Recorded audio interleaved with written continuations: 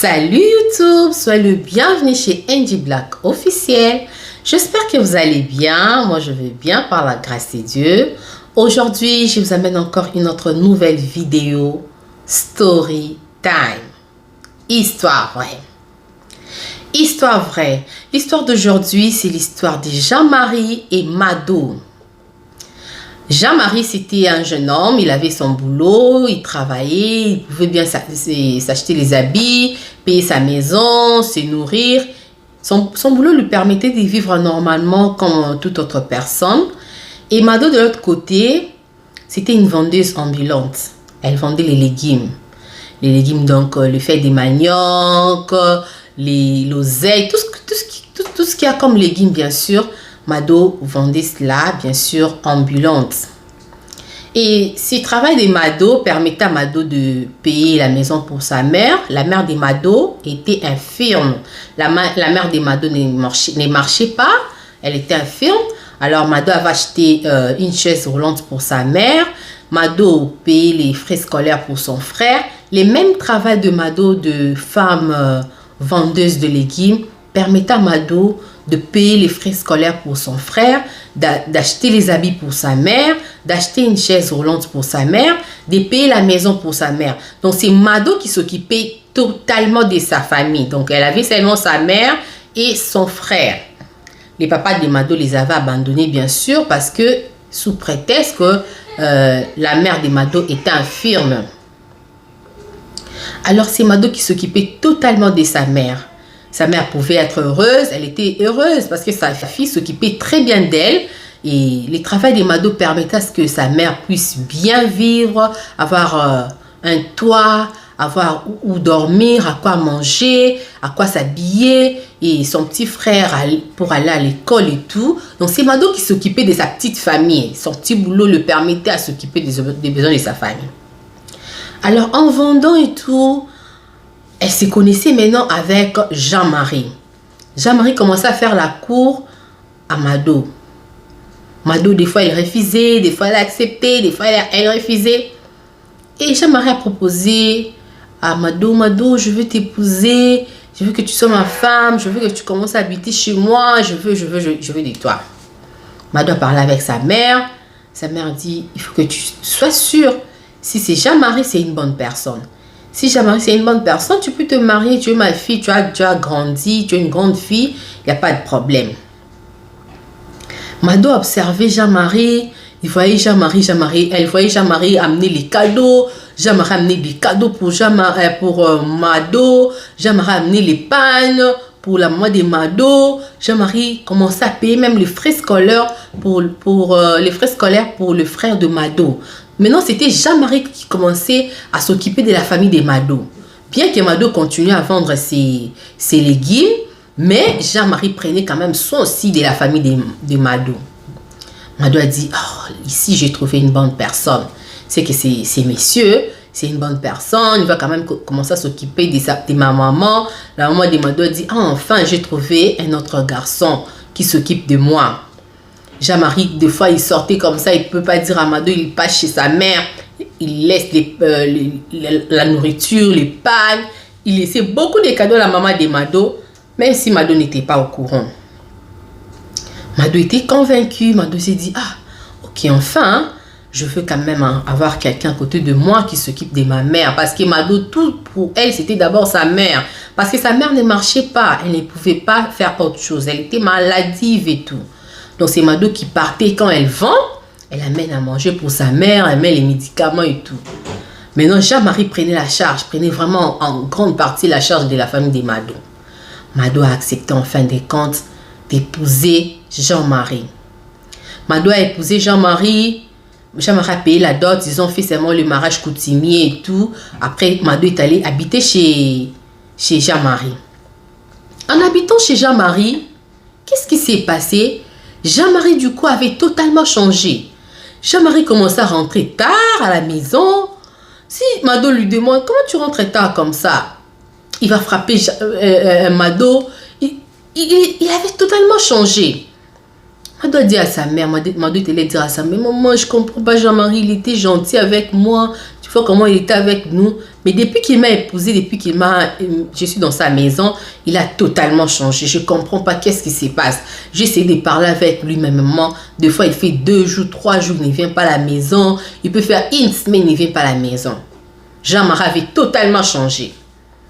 La maman de Mado a dit à sa fille, ma fille, c'est ça les mariages. Il faut seulement rester, on va voir qu'est-ce qui se passe. Je vais essayer de parler avec lui.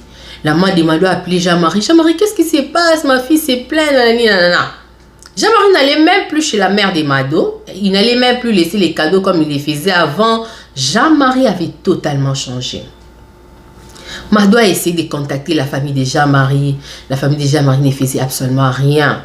Elle a essayé de contacter les amis de Jean-Marie. C'était la même chose. Personne ne pouvait aider Mado. Mado, comme elle était vendeuse, elle continuait aussi à vendre ses histoires, mais son mari était tout le temps absent. Elle commençait à vendre pour s'occuper de sa mère, bien sûr. Elle a continué à vendre, et puis le fait que son mari ne venait pas à la maison, le fait que Jean-Marie était vraiment absent, elle a commencé à se faire des soucis. Mon mari n'est pas là tout le temps. C'est quel mariage que je suis entrée? L'homme est toujours absent et tout, je vends. Donc, je vis la même vie avant le mariage. Mais elle s'occupait de sa mère et payait les frais scolaires pour son frère. Elle commençait à se faire des soucis. Mado a commencé à se faire des soucis. Mon mari. Des soucis. Un jour comme ça, Mado tombe malade. Jean-Marie venait maintenant. 1 semaine, il vient même 2 fois. Par semaine, il vient même 1 fois. Il venait rarement à la maison. Rare alors que Mado était déjà malade. Mado a dit à Jean-Marie, je suis malade, je dois aller me faire soigner. Jean-Marie dit, tu vas aller te faire soigner, que moi je fasse quoi? Moi je ne suis pas médecin.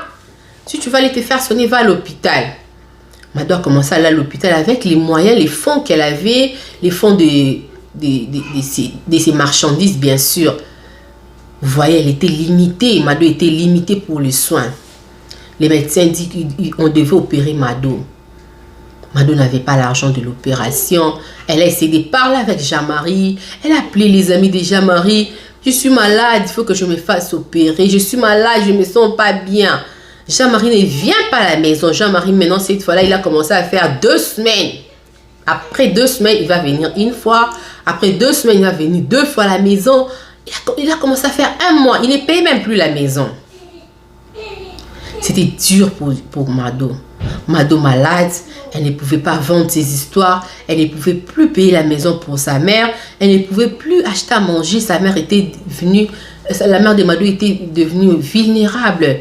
La mère de Mado ne savait plus quoi faire parce qu'elle n'avait même plus à manger. Elle commençait à demander. Son petit frère a arrêté l'école parce que c'était sa sœur qui payait les frais scolaires pour son frère. Les frères de Mado ont arrêté le travail, l'école. Il a commencé à faire les petits boulots pour nourrir sa mère. Mais les petits boulots du petit frère de Mado ne permettaient pas à ce qu'il paye la maison. Alors on les a chassés de la maison. Ils sont allés au fin fond là-bas, vers Bibois là-bas. Dans un terrain, ils ont trouvé un terrain. Et puis le petit frère a fait un hangar pour que sa mère puisse quand même habiter là-bas. Et puis, le frère de Mado partait, il faisait les petits boulots pour que le fils qu'ils aient à manger. Mado était malade. Alors, la maladie de Mado s'était aggravée. Mado ne pouvait plus sortir, même pour faire les petits boulots et tout. Jean-Marie ne venait pas à la maison toujours. Il faisait toujours comme ça. Même s'il vient, il va regarder Mado comme ça. Mado était assise, malade, affaiblie. Jean-Marie va regarder Mado. Il ne va rien faire. Jean-Marie ne va rien faire. Mado dit, Jean-Marie, je suis malade, il faut quand même me soigner. Soit remets-moi chez ma mère. Je ne sais même pas l'évolution de ma mère. À l'époque, il n'y avait pas les téléphones. Elle ne pouvait pas tout le temps être en communication avec son frère et sa mère. Comme il n'y avait pas les téléphones, Mado n'avait pas les téléphones. C'était dur. Pour communiquer, il fallait vraiment se déplacer. Soit chercher quelqu'un pour envoyer chez sa maman. Donc, c'était devenu très dur pour Mado. Mado était toujours malade. Maintenant, ce que Jean-Marie faisait, il commençait à amener d'autres femmes dans sa maison. Il a commencé à amener d'autres filles dans sa maison. Il amène d'autres filles, ils mangent, ils dansent, ils boivent. Mado était toujours là. Mais je suis chez moi, je suis dans mon mariage, mais mon mari amène d'autres femmes ici. Des fois, Jean-Marie dormait à la maison avec d'autres femmes et Mado dormait au salon. C'était devenu triste. Elle se faisait encore des soucis avec la maladie qu'elle avait. Une autre fille, parmi les filles à laquelle Jean-Marie a amené à la maison, a demandé à Jean-Marie, c'est qui cette dame-là? Elle est toujours calme, elle a l'air malade. Qu'est-ce qu'il y a? C'est qui? C'est ta soeur? C'est qui? Jean-Marie dit à cette fille-là, c'est ma bonne. Alors que Mado n'était pas sa bonne. Mado était sa femme. Mado regarde Jean-Marie, elle dit, Jean-Marie, moi je suis ta bonne. Tais-toi! Tu veux dire quoi? Tu vois pas que j'ai des visiteurs? La fille avait compris, la fille qui avait demandé à Jean-Marie qui était Mado, avait directement compris que c'était pas sa bonne, c'était sa femme. Après, le lendemain, la fille est rentrée à l'absence de Jean-Marie. Elle a demandé à Mado, Madame, tu es qui par rapport à Jean-Marie? Mado dit, je suis sa femme, il m'a épousée. Mais pourquoi tu restes comme ça? Tu es toujours assise. Mado dit, je suis malade. Je dois me faire soigner. Ma mère, c'est moi qui s'occupe de ma mère. Mais à cet instant, je ne sais pas qu'est-ce qu'elle est devenue. Je suis la femme de Jean-Marie. Je ne suis pas sa domestique. La fille a dit, c'est vrai? Qu'est-ce que je peux faire pour t'aider? Mado a dit, si seulement tu peux me ramener chez ma maman, je serai quand même calme. Parce qu'ici, comme je vois la façon dont je vois Jean-Marie s'est comporté, ça ne me met pas à l'aise. Je ne suis pas à l'aise. À tout temps, à tout moment, il vient avec d'autres femmes, avec ma maladie et tout. Je me fais des soucis. Ce n'est pas bien pour ma santé. Si tu peux m'aider, ramène-moi seulement chez ma mère. La fille dit, ok, tu veux que je te ramène quel jour? Mado dit, même aujourd'hui. La fille dit, ok, aujourd'hui, je ne suis pas prête. Je vais venir demain. Mado était d'accord. Ils se sont convenus avec la fille dont Jean-Marie avait amené. La fille est partie, vous voyez, elle n'était pas aussi chaude, quoi. Elle est partie, elle a fait, au lieu de revenir le lendemain, elle est partie une semaine. Pendant une semaine, Mado était morte. La maladie avait vraiment rongé Mado. Elle est morte à la maison. Personne ne savait que Mado était morte à la maison. Personne ne savait que Mado était morte à la maison parce que Jean-Marie ne venait pas. Il venait quand il voulait. Donc, Mado n'avait même pas mangé. Il n'y avait même pas de médicaments. Elle avait des soucis. Et puis, Mado était morte. Une semaine après, la fille revient. Oh, c'est quoi ça? C'est calme. Donc, Mado est morte le même jour que la fille était venue. Parce que la fille était venue vers 12 h. Mado, selon le médecin, ils ont dit que Mado était morte vers 10 h et tout. La fille, quand elle rentre à la maison, elle trouve Mado endormie dans les canapés. Elle touche Mado comme ça, elle était déjà froide, elle était déjà morte. Elle crie, elle appelle les gens. Les gens sont venus, Mado était morte. On cherche Jean-Marie. On n'a pas trouvé Jean-Marie parce qu'il ne venait pas souvent aussi à la maison. Comment on va contacter la maman de Mado? Parce que personne n'avait son numéro. La maman de Mado n'avait même pas les téléphones. Elle était infirme et tout. Les gens ont commencé à chercher d'abord Jean-Marie. On a trouvé Jean-Marie. Jean-Marie, ta femme est morte. Ma femme est morte. Je vais venir. Jean-Marie a envoyé l'argent. On a fait l'enterrement. On a arrangé tous les jours de l'enterrement. On informe la maman de Mado les mêmes jours dont Jean-Marie a envoyé des gens. Parce qu'il a essayé de trouver l'adresse. Là où la maman de Mado avait changé l'adresse et tout. À Bibois. Jean-Marie a trouvé l'adresse de maman de Mado. Il a envoyé les gens aller lui dire. La maman de Mado dit, ma fille est morte. Ça fait plus d'une semaine. C'est aujourd'hui qu'on m'informe. Oui, ta fille est morte. Ça fait plus d'une semaine. On amène la maman de Mado. Les jours des funérailles et tout. On amène la maman de Mado avec sa chaise roulante. Elle a pleuré comme pas possible. Ma fille, qu'est-ce qui s'est passé? Son petit frère, sa mère, ils étaient inconsolables. Qui pouvait consoler la maman de Mado? Qui pouvait la tenir? Qui pouvait la tenir? La maman de Mado dit, c'est ma fille qui était devenue mon mari. Celle qui me nourrissait, celle qui payait ma maison, celle qui faisait tout. Son frère, celle qui payait les frais scolaires. Jean-Marie, tu m'as tué. Tu as tué ma fille, tu m'as tué. Tu as abandonné ma fille. Parce que les gens ont rencontré la maman de Mado. Comment sa fille est morte? On a enterré la maman de Mado. La maman de Mado n'en revenait pas. On a enterré Mado plutôt. La maman de Mado n'en revenait pas. La maman de Mado n'en revenait pas. Elle se disait non, ma fille ne pouvait pas partir comme ça. Et Jean-Marie, c'est comme si rien n'était. On a enterré Mado. Il a continué sa vie dans la même maison. Il a continué sa vie. La maman de Mado maintenant s'est dit, ces garçons, on m'a dit qu'il continue sa vie. Il est allé voir Jean-Marie chez lui. Il a dit, Jean-Marie, après l'enterrement bien sûr de sa fille. Il a dit, Jean-Marie, Mado, c'était tout pour moi. C'est Mado qui payait tout pour moi. Même mes habits, à manger, ma maison. Tu vois, son frère, il a arrêté les études. Son frère n'étudie plus. À cause de toi, Jean-Marie.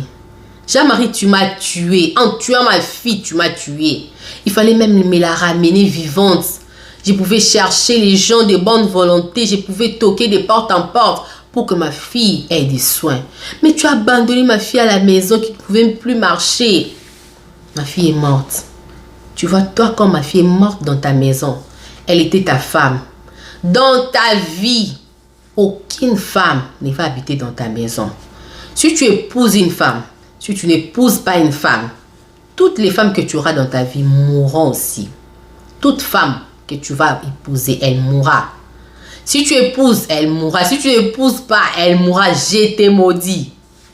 J'ai perdu ma vie. La maman de Mado a dit ça en face comme ça à Jean-Marie. Jean-Marie, comme il prenait tout à la légère, il a dit, maman, moi je ne vais pas tuer ta fille. Tout ce que tu dis là, c'est sans effet. La maman de Mado est rentrée. Elle pleurait toujours. Elle pleurait. Elle prenait les sables. Elle s'est lavée du sable. Elle maudissait Jean-Marie comme pas possible.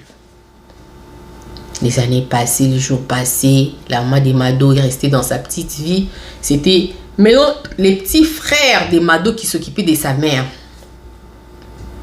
Jean-Marie est resté dans son coin, dans sa vie. Il avait toujours l'argent, ses petits moyens et tout.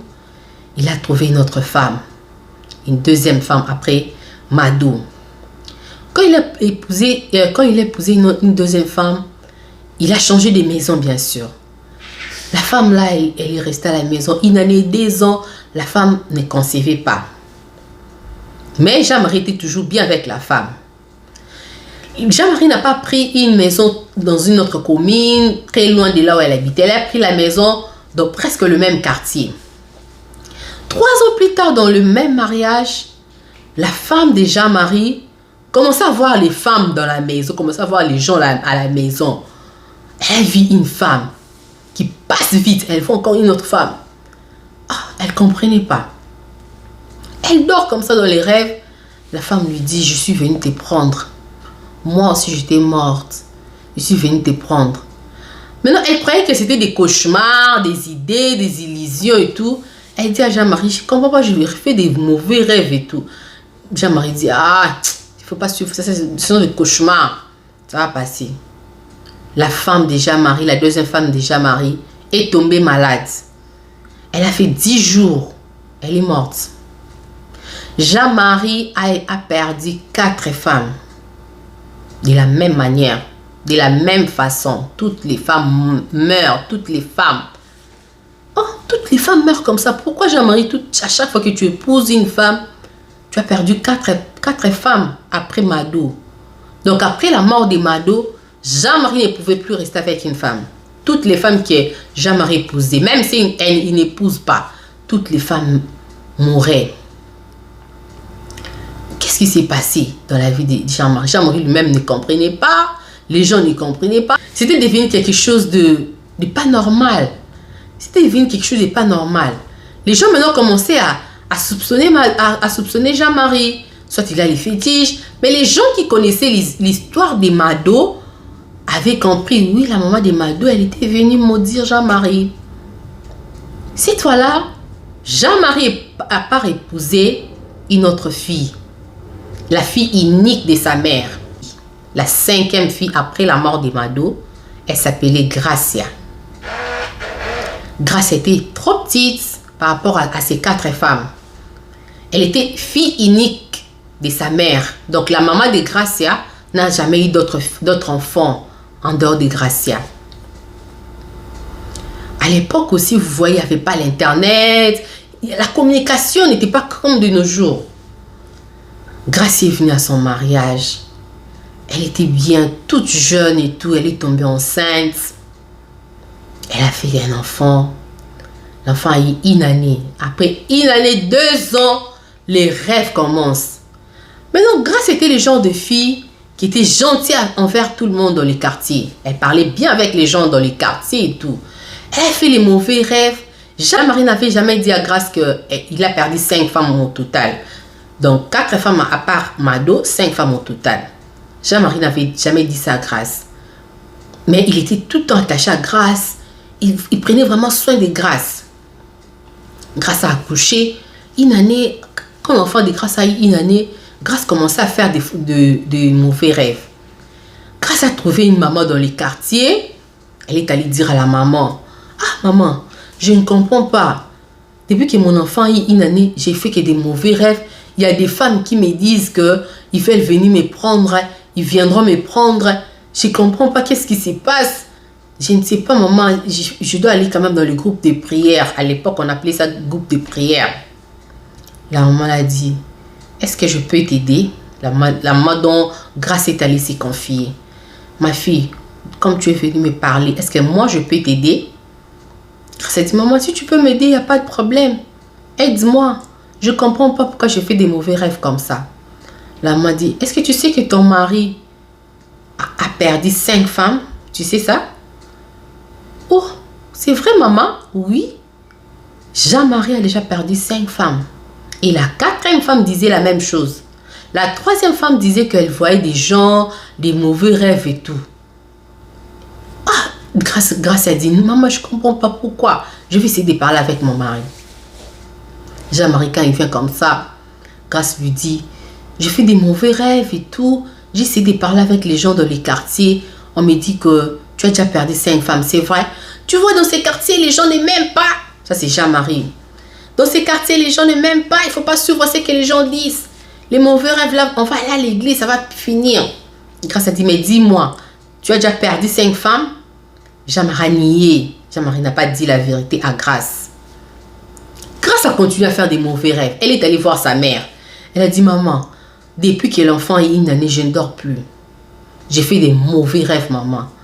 J'ai fait des mauvais rêves. Je ne dors pas, maman. Sa mère a dit, c'est vrai, on doit aller à l'église. Ça continuait, ça continuait.